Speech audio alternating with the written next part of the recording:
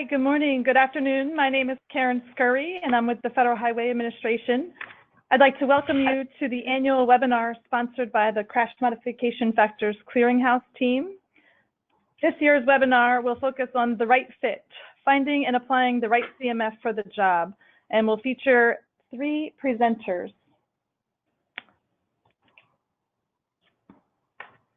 So we have 2 presenters from New Jersey Department of Transportation. We'll start off with Dan Lasanti, and he'll talk about using SPS, safety performance functions and crash modification factors in New Jersey, and how they use different tools for HSIP project selections and enhancements. And then we'll talk a little bit, Mark Tazi with New Jersey DOT will talk a little bit about some special situations when site conditions don't perfectly match the prediction models. And so I'm hoping that you guys will find this discussion interesting and intriguing and probably consistent with some of your own experiences. Once we've heard from the folks from New Jersey DOT, Daniel Carter, the manager for the CMF Clearinghouse with the Highway Safety Research Center, I'll turn it over to him, or he'll turn it over to himself, and he'll provide a demonstration of the CMF Clearinghouse to help you, give you some tips and tricks on how you can find the crash modification factors that you're looking for, and show you some of the new features that we've recently introduced in the clearinghouse. But before we get started, I wanted to just walk through a couple of housekeeping items. So the first and probably most important thing is, if for some reason your computer or web browser freezes during the webinar, don't panic like I probably would. Just reload the website and log back into the program, and then you should be able to rejoin the session.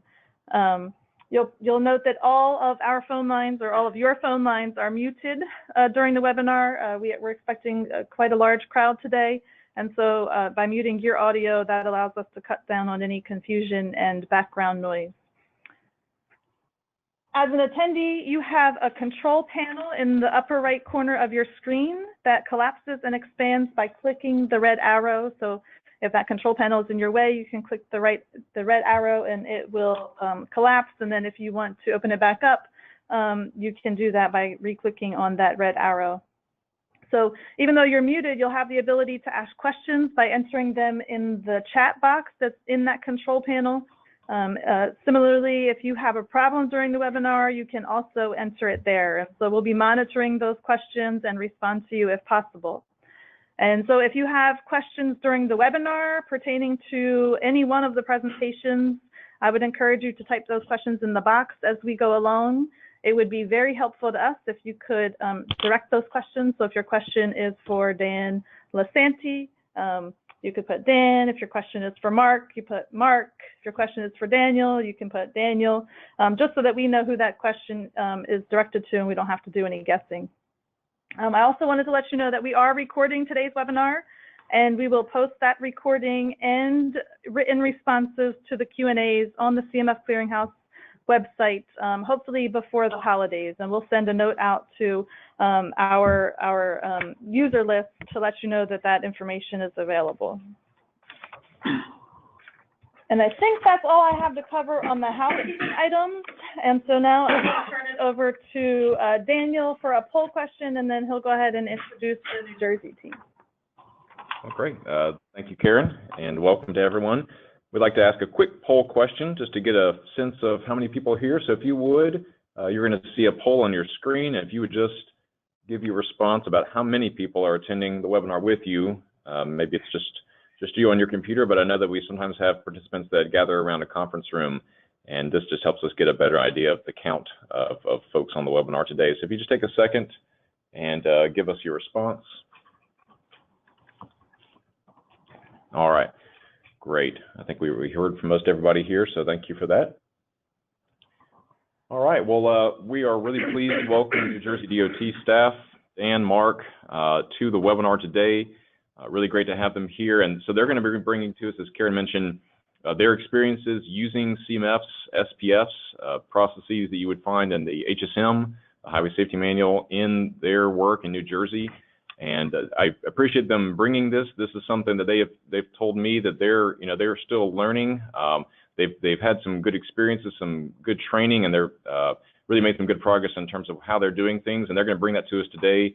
They don't claim to be experts, but they're going to share their experience with us and hope for some good discussion, feedback when we get into the Q&A period. So I really appreciate that, guys. And so we're going to turn it over. You should, Dan, you should see the invitation to take screen control, and then you can take it away. Thank you.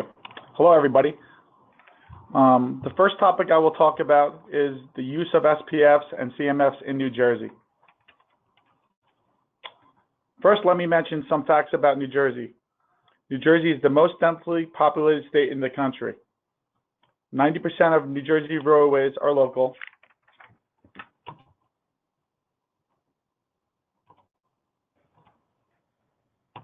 Is that not right?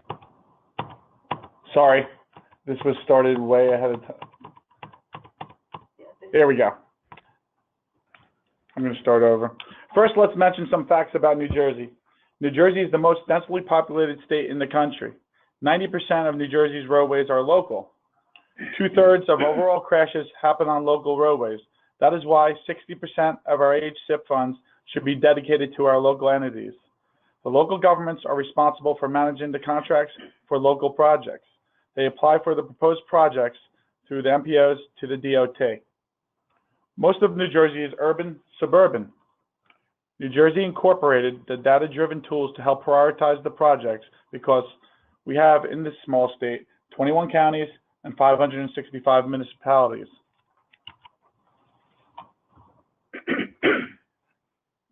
New Jersey is classified as an intersection and pedestrian focused state. The national average for intersection fatalities is about 21%. For New Jersey, it is 29%. The national average for pedestrian fatalities is about 13%. For New Jersey, it is 25%, almost double.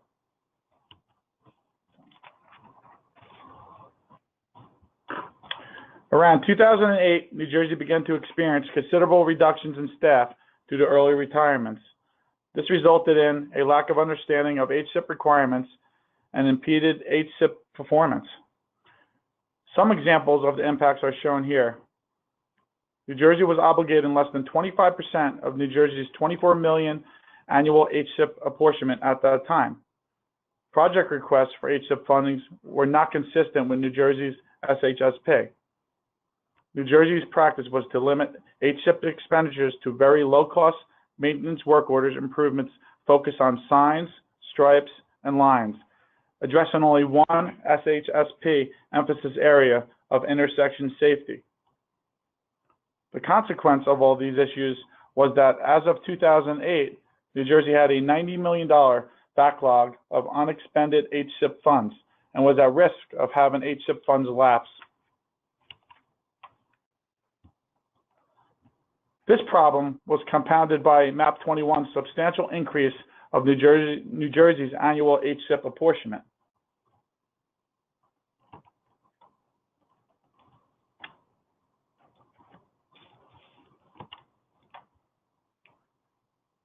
NJDOT's executive leadership subsequently partnered with New Jersey's FHWA Division Office to establish a formal policy for delivery of the HSIP.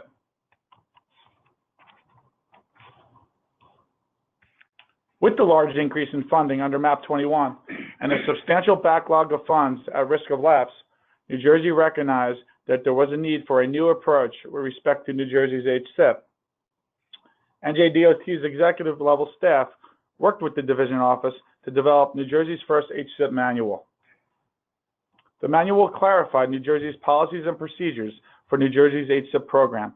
It included these critical elements listed here. For example, the purpose section of the manual emphasized that the overall intent of the HSIP is to reduce injury and fatality crashes with actions consistent with New Jersey's SHSP, among other things.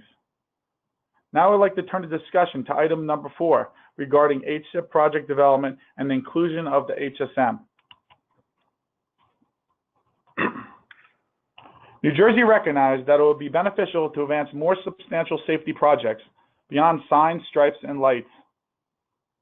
In order to deliver larger scale projects, New Jersey would need to advance projects through NJDOT's Capital Program Management Division. New Jersey's Capital Program Management Division is responsible for delivery of federal aid contracts from design through advertisement of PS&E documents. However, the Capital Program Management Division had no experience with the HSIP.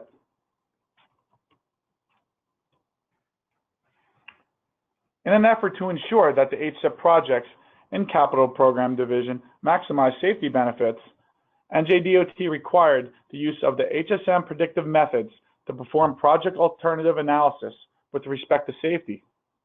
This method included analysis of design alternatives with respect to safety performance. Predicted reductions in crashes are then quantified in terms of societal cost benefits and compared to construction cost. At a minimum, HSIP projects are required to have a benefit to cost ratio greater than 1. So I just described New Jersey's policy regarding use of HSM in design alternative analysis for HSIP funded projects.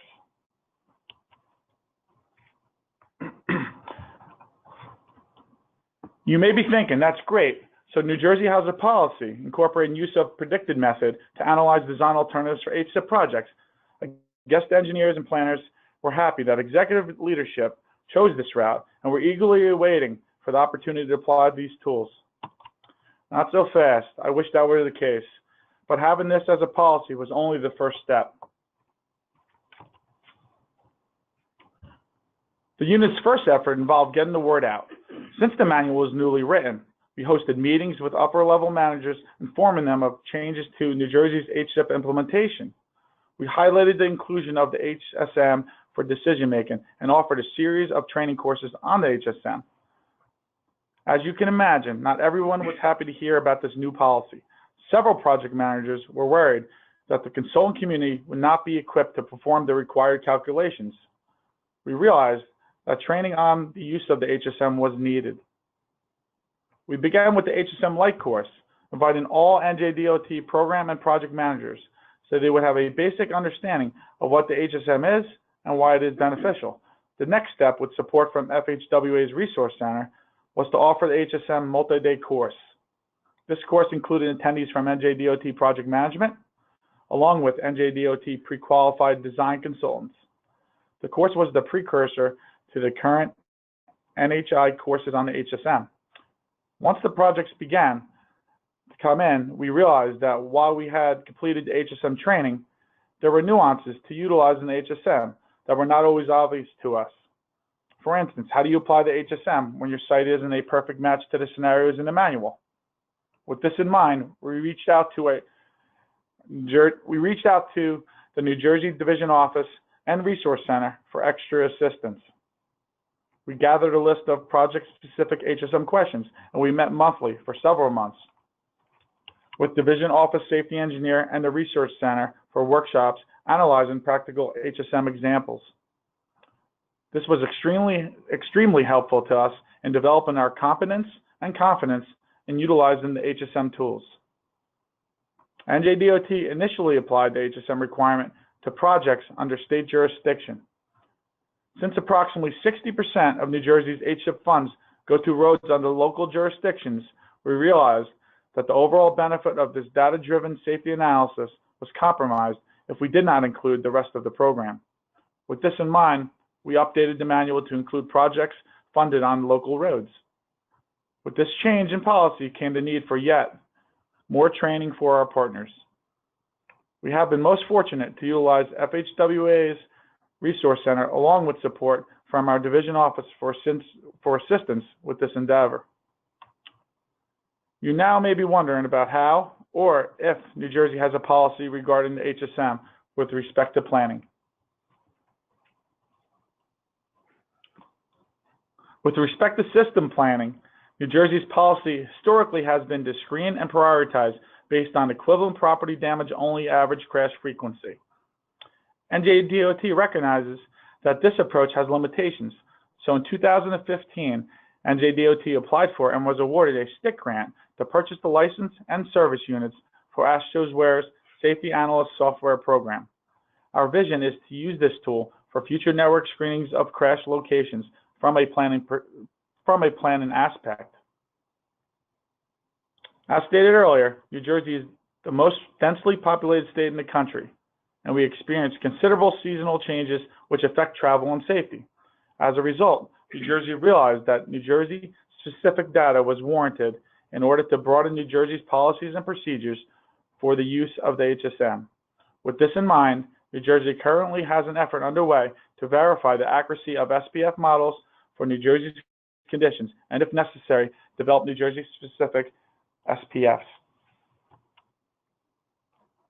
As you can see from this slide, New Jersey's HSIP program has turned around substantially since New Jersey developed and implemented New Jersey's HSIP manual.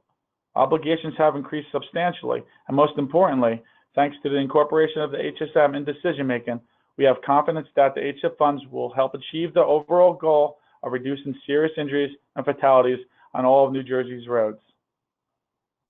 We are convinced that New Jersey's vision towards zero death is well served with the inclusion of state-of-the-art driven safety analyst decision-making tools.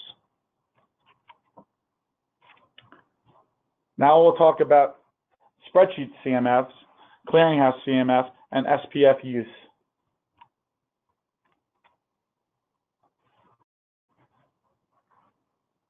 The highway safety manual methods, in their order of predictive reliability from method 1 to method 4. I would like to start by saying that in New Jersey, most of the project sites to which we conducted HSM analysis so far had geometric configurations that are basically applicable to the current HSM Part C models. So we usually use method 2 and method 1, which has the highest predictive reliability. In some occasions, we encounter complex ones that do not fit into the Part C models, and we will show you one of them shortly. Selecting the method actually depends on what condition, data, or information you have. If you have a 5-legged intersection, for example, then you may have no other choice but method 4 and use the observed crash data, as there are no models in Part C and no SPF yet for a 5-legged intersection. But even with method 1 and method 2, we apply engineering judgment and make assumptions when project conditions are partly different from the conditions covered in the Part C models. In this signalized 4-legged intersection, for example, we use the Part C urban and suburban 4SG model for the predicted crash frequency of the existing conditions. As you can see, adjacent 3-legged intersections are pretty close, such that the traffic signal control is actually coordinated for these intersections. But for the HSM analysis, we isolated the 4-leg intersection and used the Part C model. Countermeasures in proposed conditions include install exclusive left turn lane, northbound approach, install exclusive right turn lanes, eastbound and southbound approaches, protected left turn timing phase, northbound approach. If segment is also analyzed, then the installation of the raised median, grass median will also be applied. But let's focus on the intersection in this case. For the proposed condition, we use the same Part C 4SG spreadsheet, as the model has the built-in CMFs for the installation of the exclusive turning lanes and the protected left timing phase. But aside from the exclusive turning lanes and the protected left turn timing phase, we also have other countermeasures, like replacing 8-inch signal heads with 12-inch signal heads, additional vehicle signal heads, additional countdown signal heads, additional crosswalks, signal backplate. They're all shown in this figure. Now, in addition to the built-in CMFs in this model, worksheet 2B, the HSM recommends a maximum of 3 CMFs, and we have 5 here. For this project, we chose only one additional CMF from the clearinghouse, the one for the backplate, and here's why. Number 1, the additional countdown signal heads and crosswalks do not apply to all types of crashes. Number 2, the additional signal heads, larger signal heads, and backplates address the same issue, which is signal head visibility. Because CMFs are probability multipliers and supposed to be totally independent from each other, they cannot be used together. We chose the backplate CMF because among similar countermeasures in this project, it is the new item to enhance signal head visibility for this intersection and is one of FHWA's proven safety countermeasures.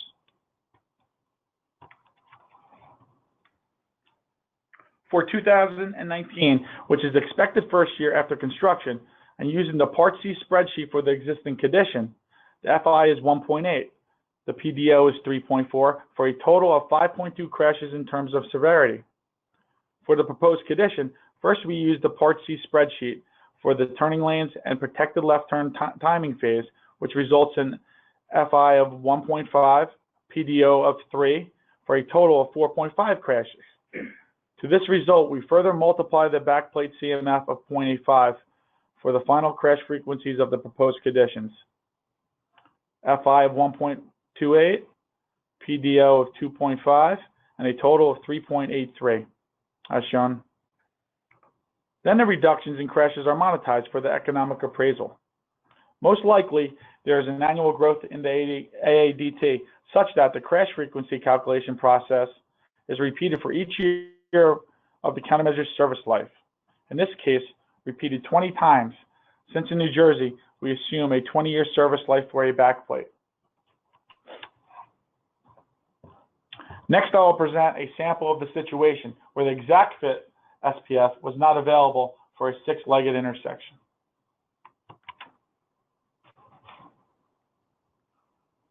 This project, more complex than the first one presented, assumptions were made to complete the required HSM analysis. This local intersection is one of the proposed projects submitted to us for review.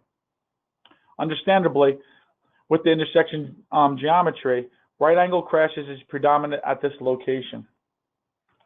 NJDOT requires an HSM analysis for HSIP-funded projects.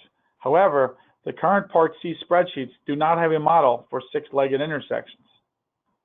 For the existing condition, it was assumed that the Part C spreadsheet for rural two-way, 4ST, or four-leg stop control intersections is applicable in this case because field observations revealed that it is not common for vehicles on both minor roads to arrive at the intersection at the same time, such that basically the actual traffic condition is that of a four-legged intersection most of the time at this location.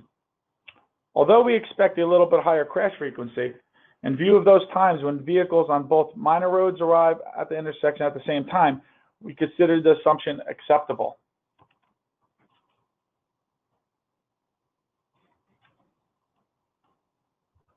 There is still no design plan for the proposed six-legged roundabout, but it may look like this one without the existing buildings in this picture. The base condition for the CMF from Table 14-4 of the HSM Part D does not specify the number of approaches to the stop-controlled intersection. For the roundabout conversion, it does not also specify the number of approaches to the roundabout. So for the proposed condition, the CMF of 0.29 can be multiplied to the predictive crash frequency calculated using the Part C spreadsheet. This 71% crash reduction for each year of the roundabout's 25-year service life should give substantial crash reduction benefits when monetized.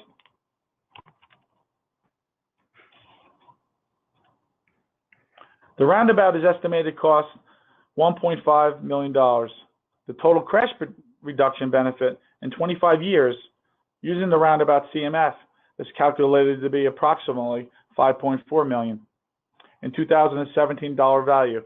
And this gives a 3.77 benefit cost ratio for the project. Now let us get back to the assumption that the six-legged intersection can be analyzed as a four-legged intersection because of the traffic conditions observed.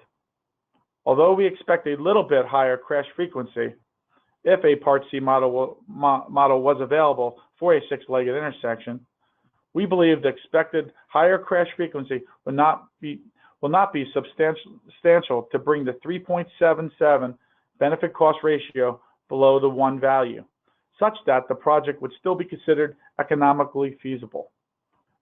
That is why we considered the use of the four-legged intersection model to be acceptable in this analysis.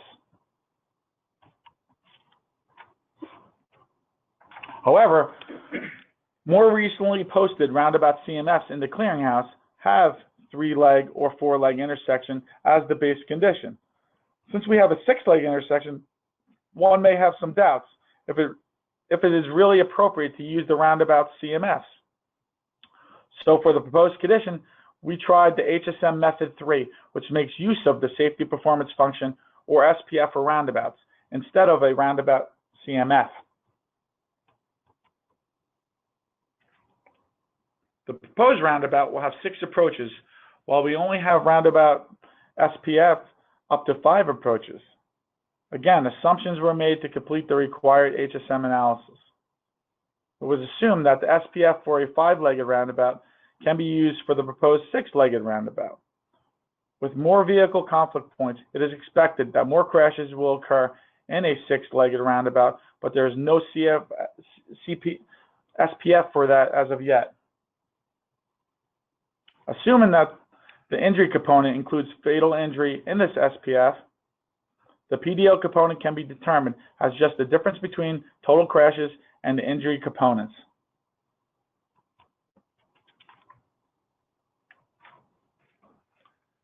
Note that there is only a little decrease in total crashes, from 4.8 to 4.3. We had some cases when there is even an increase in total crashes, but there is always a substantial decrease in the fatal injury crashes, such that a net crash reduction benefit is realized most of the time. In this case, from 2.1 to 0.6. This is understandable because angle crashes, which usually result in more severe injuries, are very much reduced in a roundabout. Using the HSM comprehensive crash cost in 2017 dollar value, the net crash reduction benefit for the year is approximately $333,000. This is for year 2019 only. Most likely there is an annual growth in the AADT such that the crash frequency calculation process is repeated for each year of the countermeasure service life. In this case, repeated 25 times, since New Jersey assumes a 25-year service life for a roundabout.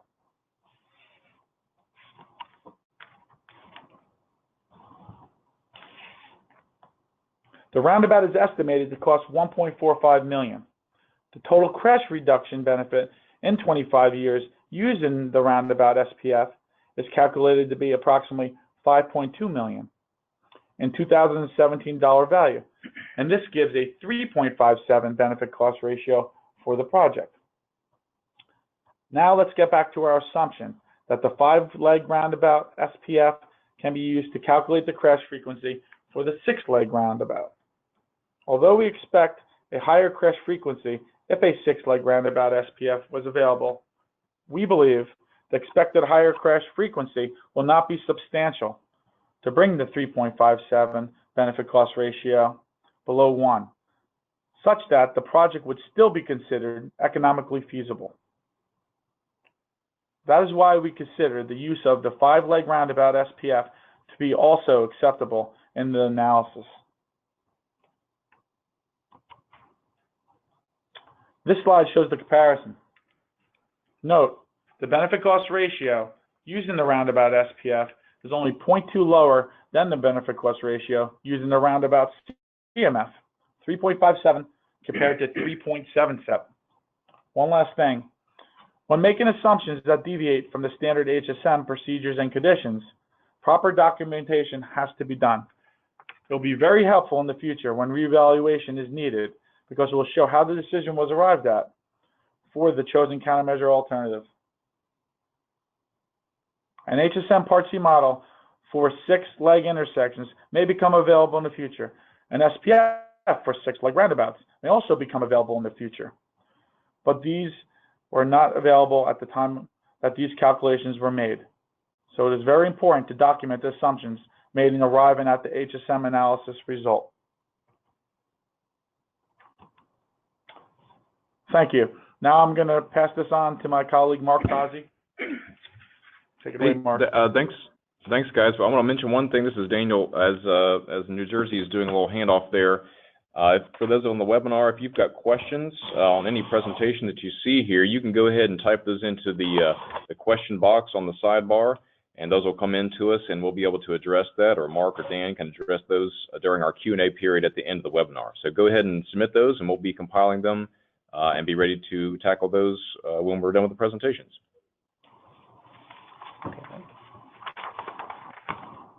Okay, Sample project regarding selecting an appropriate CMF. One of New Jersey's applicants submitted an HSIP project package to our safety office for project concept review and approval for converting a two-way stop intersection into an all-way stop intersection with flashing beacons. The current intersection does not have flashing beacons at this time. The speed limit is 50 miles per hour on both roadways. The estimated cost of the improvement is approximately $134,000, including construction inspection. Here are the peak hour weekday traffic volumes in 2014 for this intersection. Notice that this is a skewed intersection.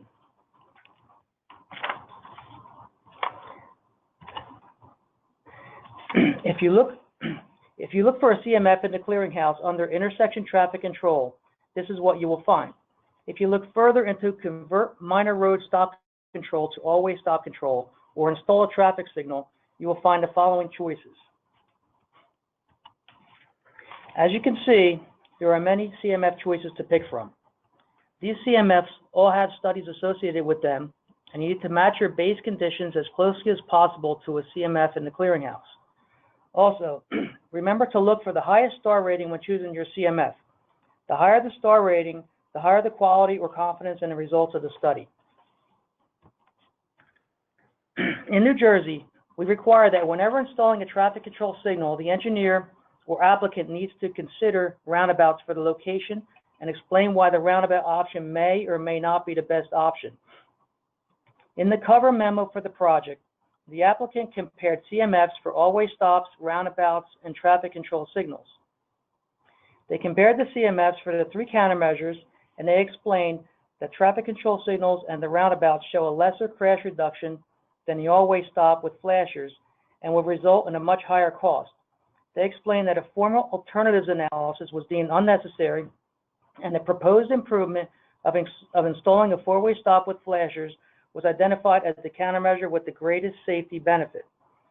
We realized that all-way stop intersections have more conflict points than roundabouts, and each conflict point is a possible collision point. We know that the installation of a roundabout has significant safety benefits, and roundabouts are a proven safety countermeasure that FHWA is promoting. From our training with FHWA, we were taught to question everything regarding the HSM and say it depends when making conclusions with regards to safety. NJDOT, as a result, did not like the wording used in their cover memo regarding the countermeasure with the greatest safety benefit. Attached to the cover memo was an application and an engineer's report. In the engineer's report, the engineer explained that a roundabout is not considered feasible at this time since the installation will require significant right-of-way impacts and has the possibility of impacting adjacent property in order to achieve the adequate radii. The engineer explained that the need for a roundabout and/or realignment of the roadway should be reevaluated once the multi-way stop has been implemented. After a long and productive discussion with the applicant, it was decided that the all-way stop countermeasure will be installed at this time. This countermeasure does have an 81.7% reduction for all crashes and for all severities and is the least costly alternative with the greatest BC ratio. We explained that we would like additional improvements to their original proposal. The original proposal was for the installation of an all-way stop intersection equipped with red flashers with backplates with retroreflective borders. We suggested also investigating for the addition of oversized stop signs, stop ahead signs, bright sticks on all of the signposts, stop ahead pavement markings, and rumble strips on all the four approaches. We want to be sure that everyone driving in this roadway is aware of the upcoming stop condition. We have learned from working with the HSM that the HSM is only one of many tools which can help you choose your projects and improve your benefit-cost ratio. The BC ratio for the all-way stop intersection improvements at this location was calculated to be 12.40. The applicant resubmitted their proposal and modified their wording, eliminated the CMF comparison from their memo, and included many of our suggestions for other safety countermeasures at this location. We are currently in the approval process for this proposal. If this low-cost crash countermeasure does not work sufficiently, additional improvements should be evaluated, such as a traffic control signal or a modern roundabout. We have found that engineering judgment needs to be part of your final decision-making when you choose countermeasures, and that the CMF should be used as a guide to help you with this process.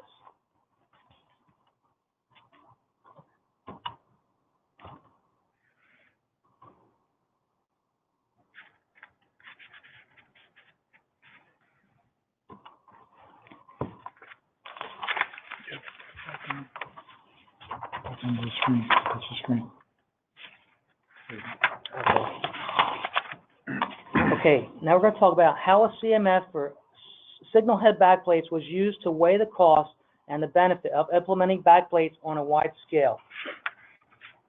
As we mentioned before, New Jersey is an intersection-focused state, which means that New Jersey has a greater number of intersection crashes than many other states. Knowing that, we started to look for ways to reduce crashes at intersections. According to the FHWA, this list of proven safety countermeasures can be utilized to reduce fatalities and serious injury crashes. Therefore, we utilize one of these proven safety countermeasures to initiate a systemic project to install backplates with yellow retroreflective borders on some of our state highway intersections. The backplates will not be installed on aluminum mast arms because of the possibility of stress cracks on the aluminum mast arms due to metal fatigue. Therefore, we decided to install backplates with yellow retroreflective borders behind all of the existing traffic signal heads that are mounted on steel mast arms on the state highway system. Backplates added to a traffic control signal improve the visibility of the illuminated signal face by introducing a controlled contrast background. In order to calculate the benefit of installing the backplates systemically, we used CMF ID number 1410 from the Clearinghouse website. Based on the CMF, 15% of the total crashes could be reduced in urban areas, and we hope that this countermeasure will also help reduce the total crashes at signalized intersections in rural areas as well. We use one of our signalized intersections as the base for the BC calculations. The intersection that we have chosen has 4 approaches with steel mast arms on all 4 approaches. 16 over-the-roadway signal heads will be equipped with backplates at this location. It was assumed that all 16 signal heads would be replaced for this analysis. The Highway Safety Manual was used to calculate the benefit of installing backplates at this sample intersection. 3.8 annual crashes were predicted at the intersection from the HSM. The EB method was not used since this location had significant crashes, and it was not the intent to overrepresent the BC analysis using historical data in the BC calculation. The 20-year service life was used for the BC calculations. The estimated cost for installing the backplates at the sample intersection is approximately $28,800, including maintenance and protection of traffic during installation. The estimated benefit for installing the backplates at the sample intersection is approximately $790,000. Therefore, the benefit cost ratio at this sample intersection is approximately 27.46. This is a very rough estimate of the amount of steel mast arms on our state highway system and how we came up with our costs. The program has not been fully adopted yet by the DOT, but we are hopeful that this program will be implemented soon in order to drive down our crash numbers. Okay, now I'm going to talk about CMFs used in evaluating the potential implementation for curb extensions when a CMF for curb extensions is not available.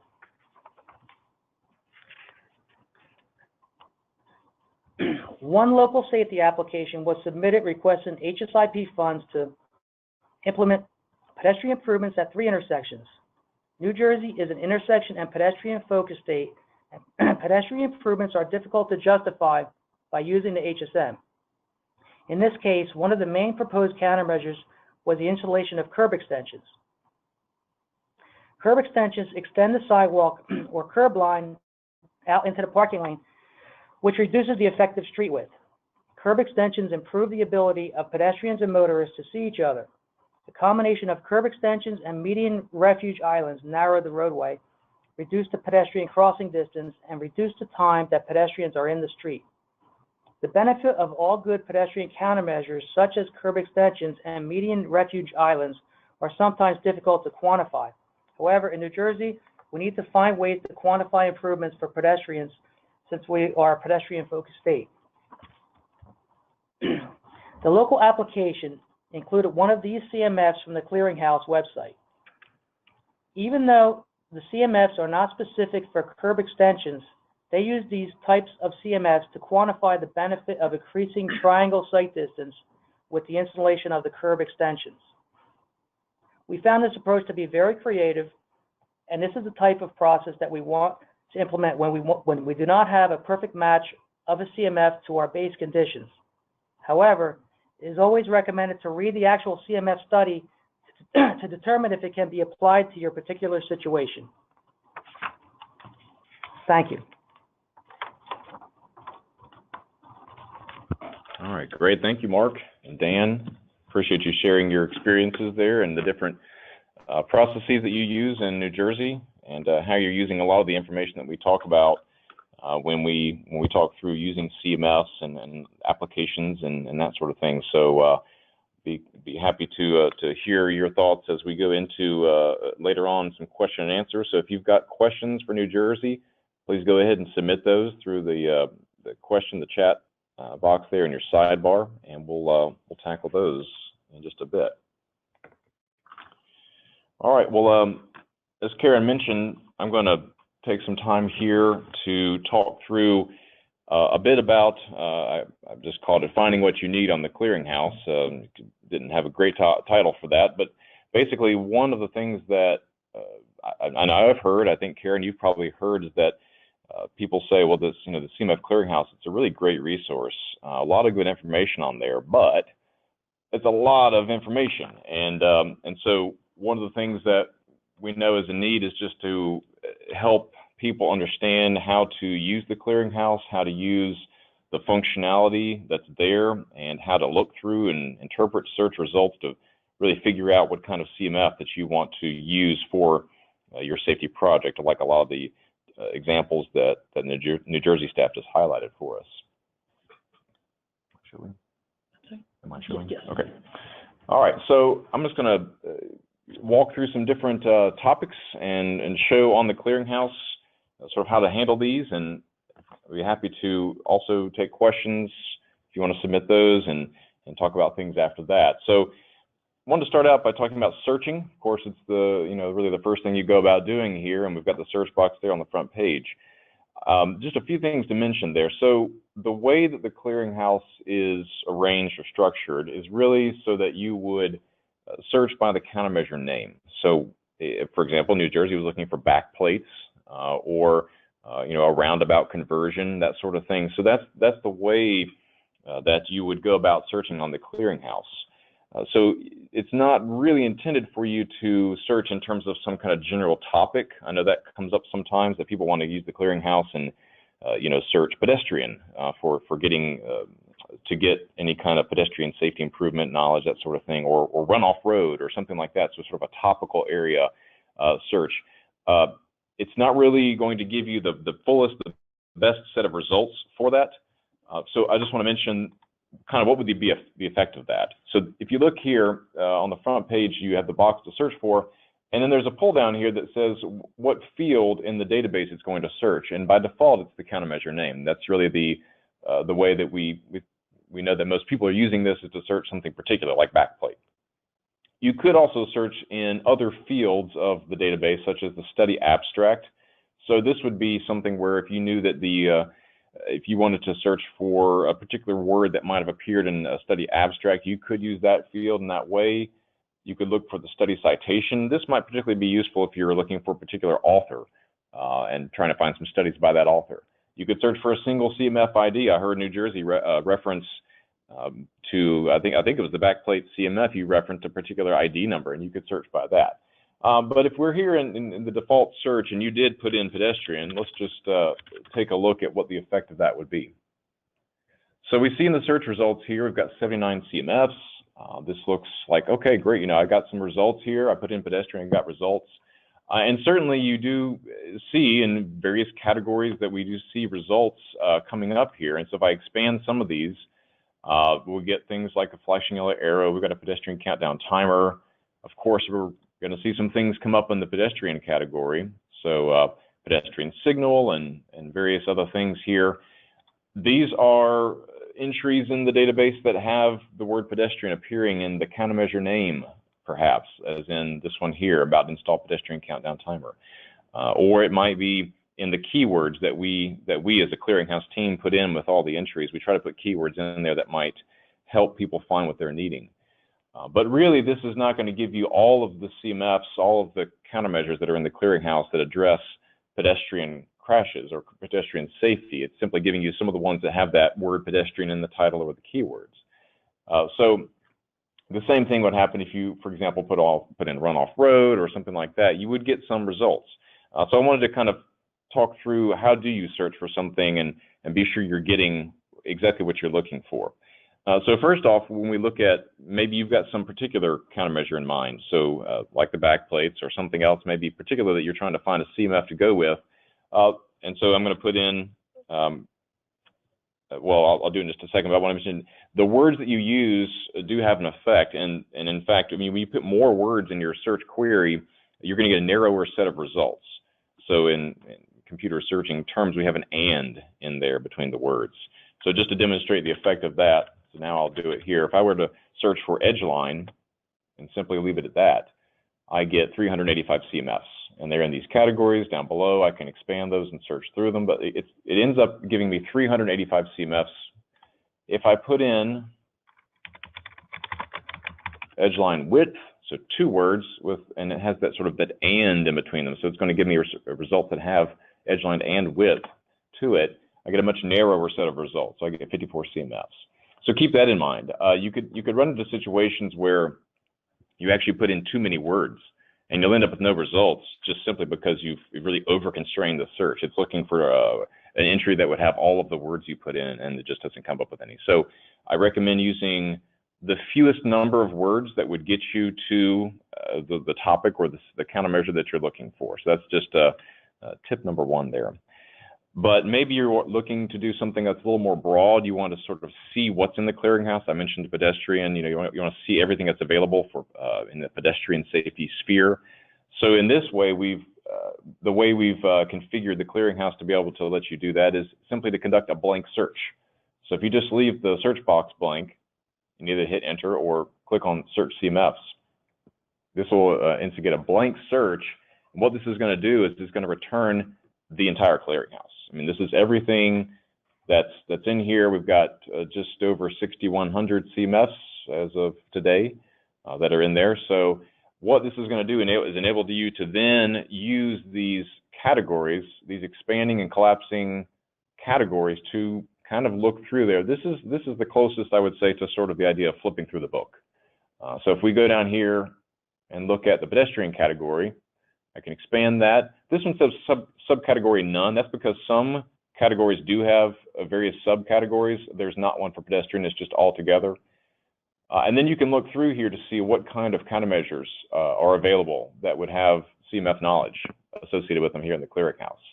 I can see that there's CMFs that would be there for advanced stop and yield markings, high visibility crosswalks, pedestrian signals, raised intersections, these kinds of things. So this will give you the best looking through at a high level. You could also look through other types of things if you want to see, what's available also for delineation. So this is one of the ones that has a subcategory structure to it.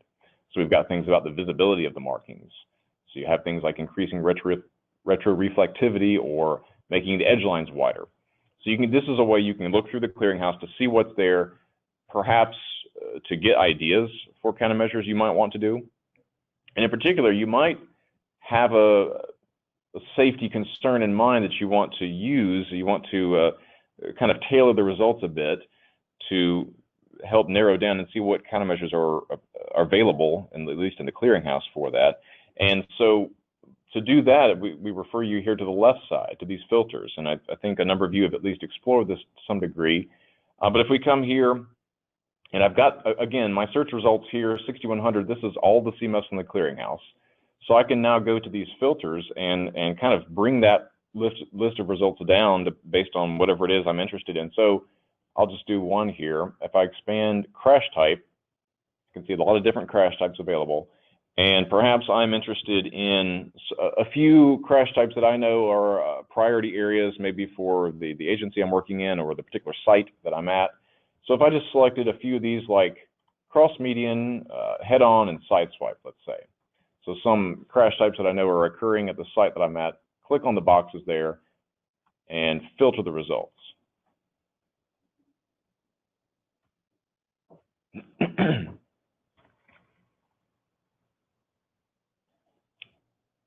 All right, so this is one of those situations where something that's okay in a working environment for it to take a couple minutes to process doesn't work so well on a webinar. So I thought I'd mention a few things while we wait for this results to load. A few things that you might want to know about if you are new to the clearinghouse, and I think maybe we have a few out there. I know that we had some people join who might be new users. I'll refer you that we've got a user guide that we developed, I think it was a year or two ago. All right, keep this thing moving here. That's intended to help people who are maybe new to even using CMFs, but certainly to the clearinghouse itself. There's a user guide you can access at the top under About the CMF Clearinghouse, and it's got a walkthrough, a little bit more detail than what I'm doing here to talk through how do you search, how do you see the search results, interpret those, how do you use the filters, what's the effect of this and that. So I'll recommend that to you. There's also videos that if you want to watch, actually me, go through some of these processes on the clearinghouse, you can do that. All right, so we've got now a narrowed down set of results. You remember we started with 6,100, and now we're looking at these CMFs here that are available, so 871 CMFs. And how do we interpret this? Well, these are CMFs that address one or more of the crash types that I selected.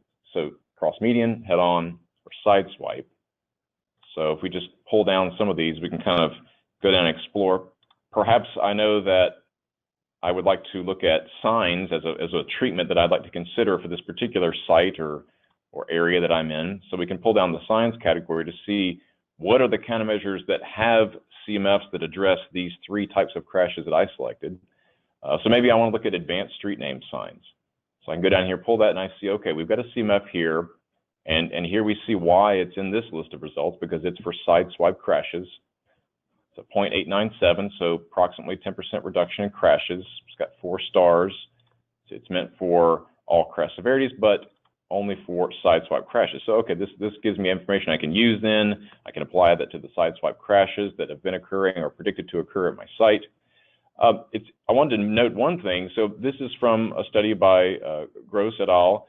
And you can see there's this one CMF here, but if I actually look at the study, and again, this is a link, I can open this in a new tab and see that particular study. We've got an entry for every study, and see all the CMFs that were developed from that study. There's actually 6 CMFs here for advanced street name signs, but they didn't all come up in my search results because only one met the condition I gave it, which was, only head-on, sideswipe, or cross-median crashes. So that's why we only see the one there. All right.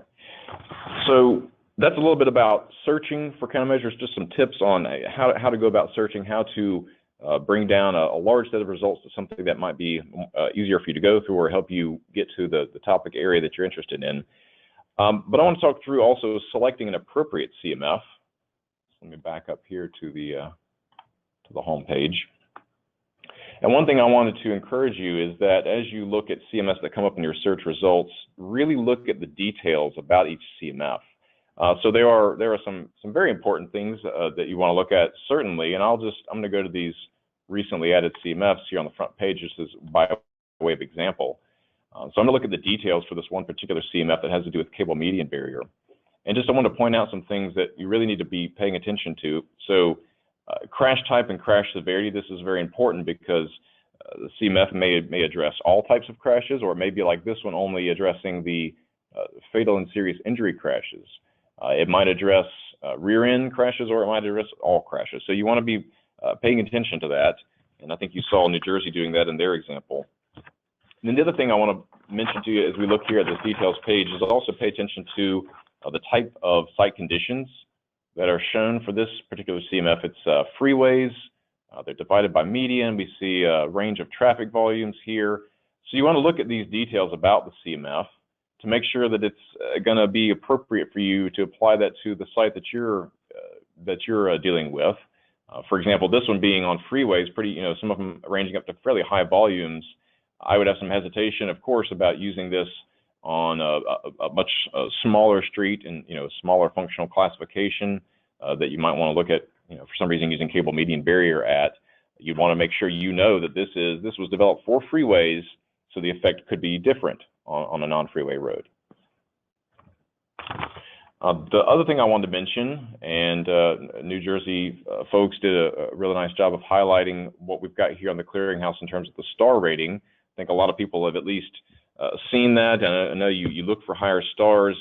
And I want to encourage you also, if you're looking to sort of choose between a few different CMFs, and they seem to be pretty equivalent in terms of what crash type they address and what road type they were developed on, do look at the star quality rating. That's a place for us to tell you in a sort of very simplified sense, how reliable is this CMF? How much trust can you have in the value that's shown there?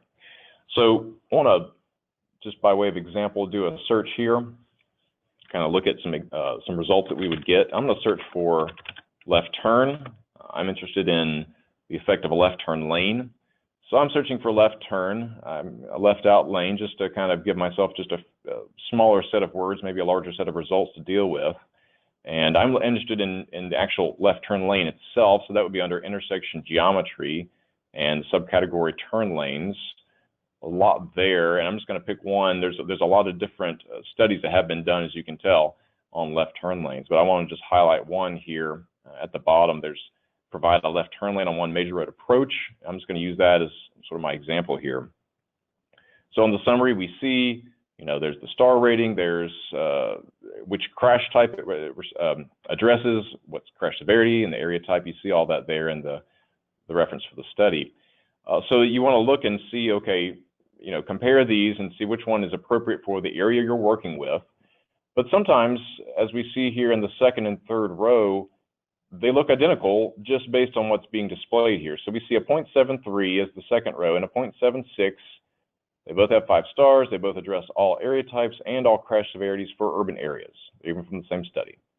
So these look to be identical, and you think, okay, well, which one should I use? Maybe these are the two that you're looking at. Which one of these should I use? Well, the fact is they probably differ in something else that's not being shown here. We only have a limited amount of space on this kind of search results screen, so a lot of the other details are in that details page.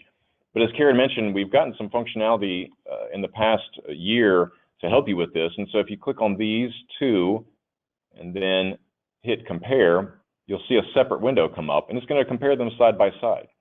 So here we have the 0.73 CMF, we have the 0.76 CMF, and we can scan down here on all the details, all the data about these to see where do they differ.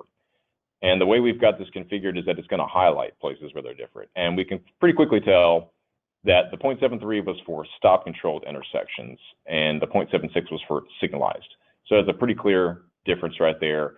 There are also differences in the traffic volume ranges that were used to develop the CMFs, but certainly that traffic control sticks out as a very big difference between the two of these. So do pay attention to that and use that comparison functionality to help you as you try to sort between ones that might look the same.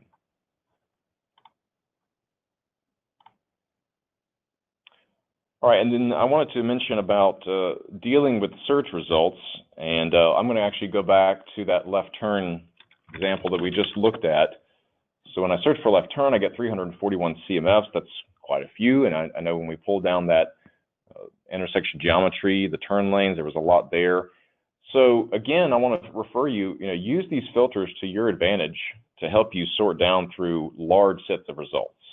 Because I know that can be an intimidating thing to get all this information. You go, I just want to know what's the number, what should I use? And so it really depends on, well, what's your question? Are you looking to address a certain crash severity or a certain crash type? Do you have other criteria you want to put on to the acceptability of a CMF that you want to use for your agency? So for example, maybe that you're interested in really addressing fatal and serious or K and A crashes. That's something that's, of course, a big focus right now nationwide, fatal and serious injury. So I'm interested in only seeing CMFs that address fatal and serious injury. So I can click on those and hit filter. So that gets me down to 66 CMFs. still a fair number, but a lot less than the 341. And now I can go into these categories, and they're only going to show me CMFs that address at least a K and A crash. Some of these are going to also be K, A, B, and C. It's sort of an inclusive search. So that's something that can help you kind of drill down a little bit. I'm going to take those selections off. I can unclick those and hit filter to kind of take me back to the larger set of results. And maybe I've got a situation where I'm really interested in just bringing down left turn crashes. And so I'm going to select left turn as my crash type and hit filter on that one. So that gives me, again, 37 CMFs, a lot smaller set.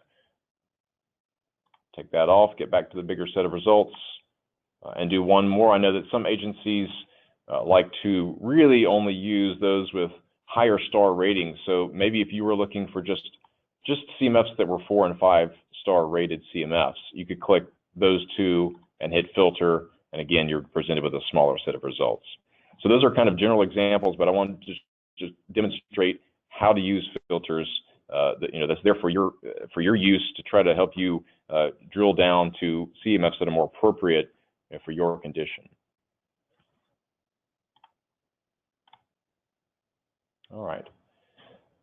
Okay, well, I wanted to open up now and talk through some of the questions that have been brought to us, and you are welcome to continue submitting some questions.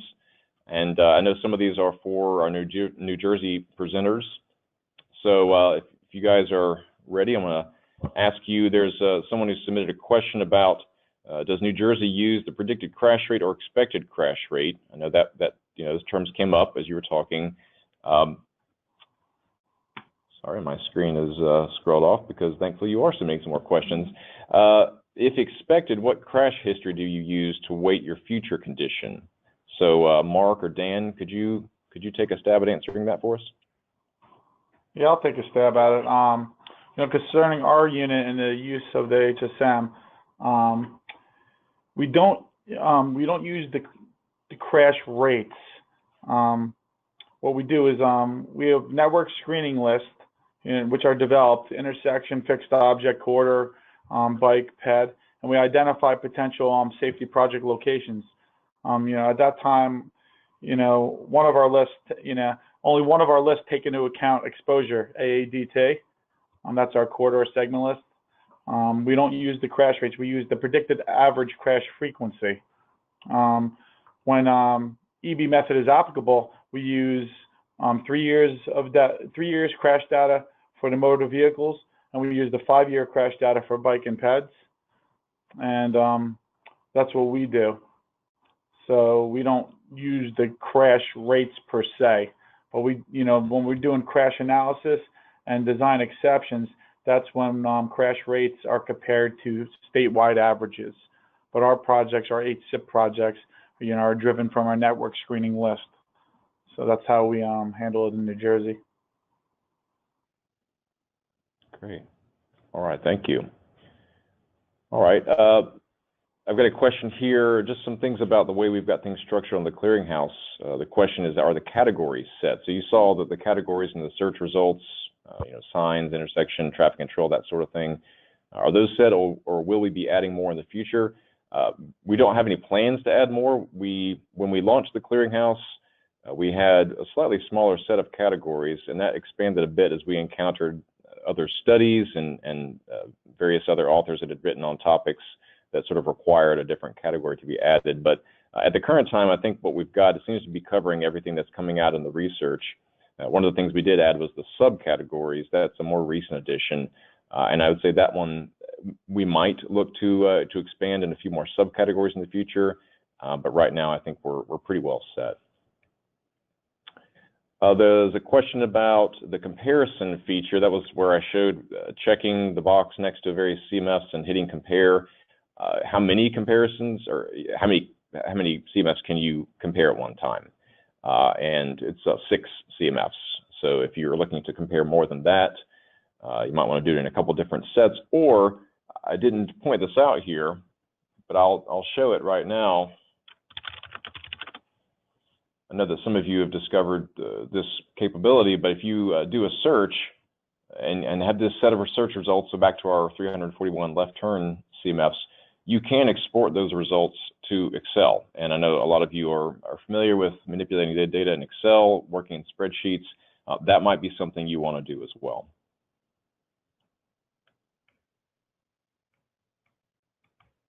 All right, another question about maximum number of comparisons. Question about the comparison feature. Can you compare CMFs only within the same category, or is there a limit to the number? So we've addressed the limit to the number, but yeah, you can actually compare CMFs across any of your search results. So you have that capability, because we know that sometimes there's a few different countermeasures and whatnot that you're interested in using. You're trying to do some comparison there, so that is available. Let's see. Looks like we've got another question for New Jersey. So heads up to Mark and Dan. So does New Jersey DOT utilize calibration factors when using the HSM Part C spreadsheets? So have you done any calibration work to use those SPFs from the HSM for New Jersey? And then it's sort of a secondary question here. Does New Jersey DOT have any plans for developing state-specific tools? So one, on have you calibrated those SPFs, and then two, do you have any plans for state-specific tools? As I mentioned that briefly, and this is Dan. I mentioned that briefly in my presentation. We just began a research project to develop state-specific SPFs, and either we're going to calibrate, because New Jersey, like I said, it's a unique state. It's very densely populated, and the weather conditions vary. So we're working on that right now. So we're going to either calibrate if we can, or we're going to develop our own SPFs through a research project that's currently underway. So we should have results within the next 2 years. Okay, so you're kind of doing both. You're doing a calibration, you develop the calibration factors, but also developing your own jurisdiction-specific SPFs. Well, first we're going to try to calibrate and adjust. But if that doesn't, if the results, if we can't get a calibration factor because of the results, if the line, then we'll be forced to develop our own SPFs. So we're just trusting the process here. Yeah, it's ongoing now. Gotcha. Okay. Any plans for state-specific tools that you might be developing? I know you're using Safety Analyst, you're using the HSM, you're making good use of the resource center there. Do you have any tools on the horizon that you think are something you're going to develop to kind of assist you in these processes you've talked about here? Well, Safety Analyst is an ongoing, and it's an ongoing process. But like the research project and any other projects throughout the NJDOT, even from our ITS unit, but what we're doing is we're trying to get data that we require for Safety Analysts from other projects, like our developing our own calibration factors or SPFs. A lot of that data, that we're going to be using, collecting the AADTs on minors at intersections per se, that'll be used, to help our Safety Analyst program go forward. Okay, so you're looking just to kind of spin off of that right there. I mean, you're talking about really what I would call roadway inventory data. So traffic volume, kind of a little bit different than the roadway characteristics, but all of that really feeding into your safety analysis. One thing I noted when you were talking, I think it was maybe Mark's examples, but I noted that you were talking about for the back plates, and you were looking at sort of a very system-wide use of back plates and where they could be installed, and you're mentioning using them, I believe, only on the steel arms and not the aluminum, though maybe I have that backwards. But you were kind of referring to the use, the material there. And really, I think that's an interesting and really good example of showing how good roadway inventory data, which in this case was the type of mast arm on the signal, played into your safety analysis, because it really showed where you'd be able to install this particular treatment that carried a benefit with it, and how much of that benefit you could see on your network. So I just thought that was a really interesting and a really good example of kind of a point for the case of having good roadway inventory data for safety analysis. Daniel, that's we made a really good guess on the amount of steel mast arms on the state highway system. So that's not completely accurate. It's a really good estimate. Okay, gotcha. We use one intersection for the HSM analysis to prove the HSM BC works, and that's what we use as our basis for the project. Yeah, before we go system-wide. Right. But also another program so you're we're working working the BC. on. Another program is Safety Voyager, which is, taking, gathering all our crash data and enabling people to pull that crash data and the reports, to, do their collision diagrams, their summaries of crashes, detailed printouts, for all users. That would allows you to do histograms, so that's in the works also. Previously we used another type of software to gather our crash information. So that's another big project that's underway and it looks pretty good. Okay, and I imagine you've got entities around the state, so local agencies, municipalities, counties, MPOs probably would want to make use of that to access crash data for the sites they're evaluating. Yep. Yeah. So kind of taking off of that, I mean, you talked about, and this is a question we've got right now, the applications for HSIP money for those projects being submitted to you. You referred to one of the applications that came in for that intersection. But there's a question, just how does this process work for you? Who does these applications? And, kind of how does that work? And I've got another question to associate with that, which is, do those who are making the applications always choose their own CMFs? Are they using the clearinghouse, or does New Jersey have some kind of standard set of CMFs that are used for maybe the most commonly used treatments? Or how does this process work? If you could talk a little bit about that. Well, on the state side, it's us. So, we, like I said earlier, we have network screenings, and we develop, a list of projects. A motor vehicle, it's 3 years crash data, and bike ped, it's 5 years. So we develop an intersection list, we develop a fixed object list, a corridor segment list, and a pedestrian and a bicycle list.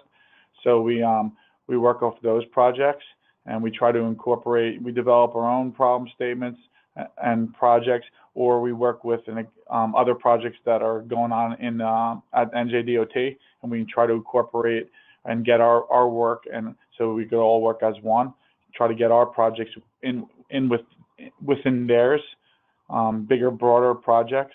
That's from the state side, but from the local side, MPOs submit to us. Counties, local municipalities, and counties submit to their. We have 3 MPOs in New Jersey, and they submit applications to the MPOs, and the MPOs bring it back to NJDOT, and we have FHWA as an advisory capacity in the review. So when it comes to NJDOT, you have our unit, which is a safety unit, you have the local aid unit, and also you have the environmental unit, and we'll review these applications. And yes, they do, we guide them. We're very close with our MPOs and the local. 60% of our funding is towards 60% of the crashes is on the local system. So we're very good rapport with the MPOs. And like our system, everything has changed. We went from low-cost countermeasures at $3 to $4 million per year, and now, our local safety program is, we're up towards, it's going to be around 60 million. So it grew tremendously over the years. That's just in local projects, local safety projects. So we help them with their HSM analysis. We help them with their, they became very good at it, but we coordinate with them. We take their phone calls. It's a good rapport. And, we get they use CMFs. That's one of the CMFs that Mark presented with the curb extensions. That came from one of the local submissions with the site distance triangle.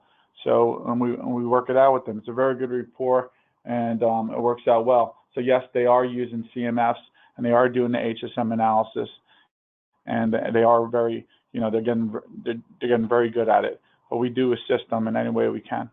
Hope that helps. Yeah, great. That's good. Thanks for the detail on that. Looking at the questions we've got, one of our participants here is asking about applying multiple countermeasures, and then how do you determine what the CMF should be? And this person's asking, would they be added together? So this is a good topic to touch on. So this is where you're maybe so for kind of taking off of the New Jersey example there with the back plates, if you're doing a back plate installation and something else that would also address safety, let's say at that signalized intersection, maybe it's another signal head or some other type of safety improvement that would also have a CMF. So that back plate, I think you had a 0.85 for the back plate. And if you had some other safety treatment, let's say with a 0.9 or something like that, would you add them? How would you do it? So we don't add we don't add them. It's a multiplier. They're independent. That's right. You know, there's 3 maximum that you could apply. That's what we kind of stick to. That's what we were told by FHWA Resource Center down in Washington. Yep. But yeah, we try. Highway safety manual there is recommending, at least in the edition that's out there right now, says no more than 3 multiplied together. One thing that is very important to mention, and I think y'all are probably aware of this, is that it's also very important to consider the actual countermeasures that you're looking at and how interrelated are they? How much do they address the same crash type? And that's something that research has been done to really try to quantify that. And so if you have CMFs that address a very much the similar kind of crash type, you wouldn't really expect to get the full benefit of the CMF as you would if it was just implemented by itself. You wouldn't get the full benefit from both of them because they are addressing the same crash type. And so there you have a case where maybe conservatively you would just select one. And I think this is kind of like an early example, Dan, in your presentation, where you just selected one CMF out of a group, even though maybe there was a couple that were going to be applied. And that's a conservative way to go. If you had CMFs that were for countermeasures that addressed very different types of crashes, maybe one was addressing pedestrian crashes and another, angle crashes for vehicles, and you could tell just from looking at the types of countermeasures that they were fairly independent, then maybe you would you'd be using both of them at their full effect. But of course, you're going to be using them on different crash types, in the calculations. I'll add to that a little bit. It's outside we use the 3 outside the built-in CMFs. But another point is you really want to use the crash countermeasure, the CMF that applies to, your job, the project location where you're at. If you're having right angle crashes, you really want to choose the CMF that fits the actual project. That's what I know they're independent, but you just don't want to throw in a CMF just to get your value, just to get a BC over 1 in our case. You really want to put the CMF that's addressing the crash problem or the expected crash number, that's, you really want to. It sounds like that's kind of what you're doing, your safety office is doing for those local agencies or others who are submitting the projects and using CMS. You're kind of giving that double check to say, hey, was this used correctly, or give them some advice on how to use that CMF better. Oh yeah, we look at the CMS and we advise everybody, to look into the reports. We read the reports, and now when you see your star rating, you take it a step further to see what's really going on. So we also do that. We just don't pick a number. We go into one step further. So the reports definitely help.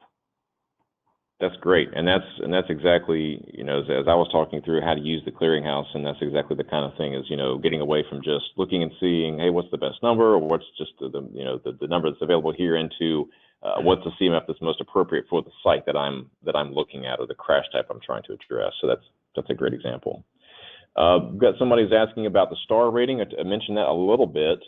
Star rating for each of the CMFs, and I'll point you to a place on the website where we have a bit more detail about the star quality rating. That's what that's called. So under About the Clearinghouse, if you go to star quality rating, you can see more detail about how we do that process and how the ratings are given to each of the CMFs.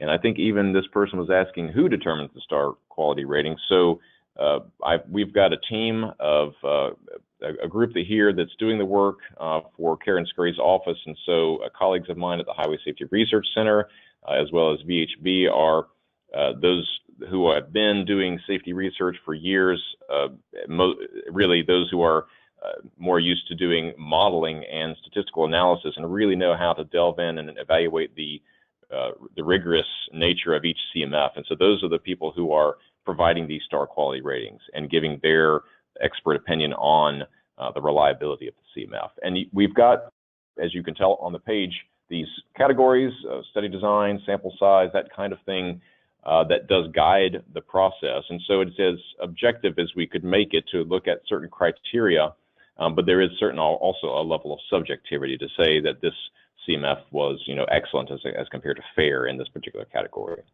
That's maybe a good thing to just mention the future, kind of looking forward to the future as we look to see the second edition of the Highway Safety Manual here in the next couple years. Some things that we know are going to be taking place is that the CMFs, if you're familiar with the HSM Part 1, the CMFs that were in Part D are going to come out. They're not going to be a library of CMFs in the HSM. It's really going to be focused on guidance about how do you select and apply CMFs, a lot of the type of thing we've talked about here. And then there's going to be a process, and there is already a project underway to develop the scoring, the rating process for CMFs that would be given what I've heard called the stamp of approval, or just what would qualify a CMF to be deemed acceptable in the second edition of the HSM. It's a process that's involving a lot of factors, very much paralleling what we've got here for the clearinghouse, but even going into some more detail. So moving forward into the future, I think you'll look to see some additional detail come out about how these CMFs are rated. Let's see. Question for New Jersey. You were talking through your benefit cost analysis, and I know one of the pieces of data that you have to use in that, of course, is what crash costs you're going to use. So what kind of crash monetary value you associate with eliminating one fatal crash or an A-level crash. And someone's asking about what values do you use for that? It looked like you were using some 2001 values that were indexed up to 2017, but that's just my take on seeing what you had there. Could you speak a little bit about how you get those values?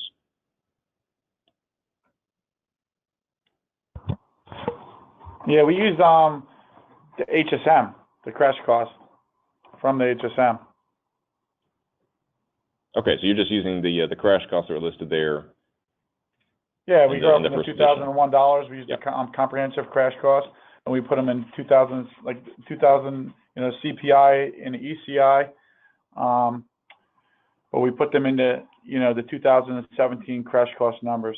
So we have, we grow them from the 2001, and we have the K, we have the A, B, C, O, and we have the FI also. So. Gotcha. Great. All right. Thank you. Do they want those actual numbers we're using, Dan, or is that the question? I think it was more of how you got there. Yeah, I think you've addressed kind of how you got to those numbers. I think that's really what was looking for there. Yeah. All right. Well. Yeah. Go ahead, Dan.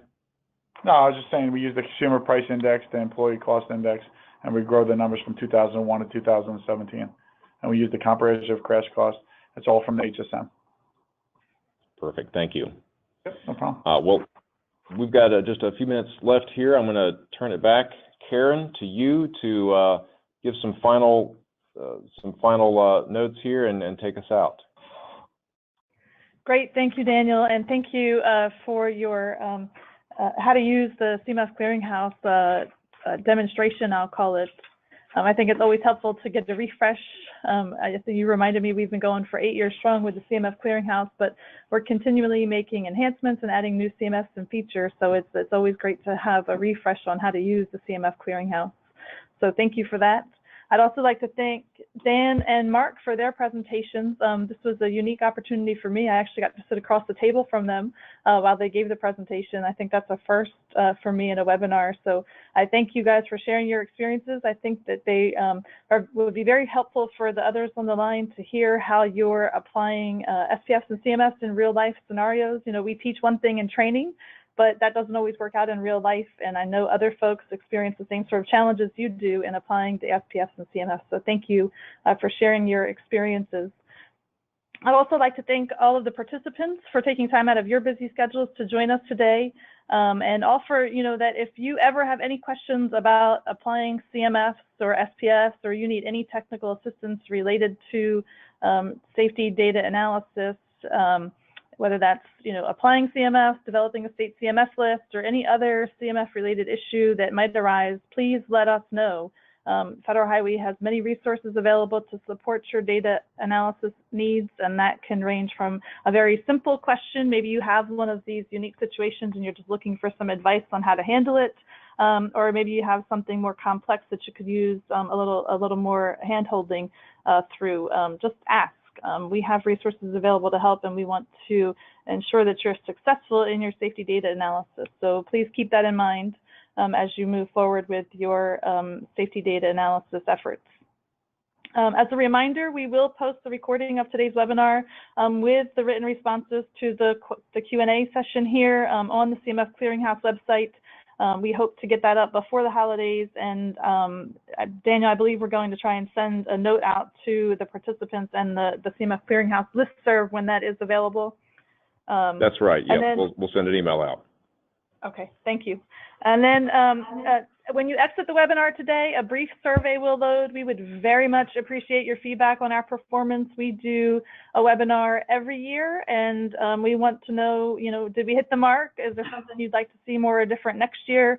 And we really try to focus on the application of CMFs, and so please tell us how we did, be honest. And then lastly, following today's webinar, you should receive a follow-up email with a printable certificate of attendance for 1.5 hours of professional development instruction.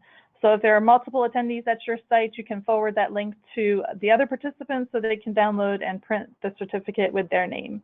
And so that's all that we have for today. I want to thank you again for tuning in, and I wish you all a safe and happy holiday.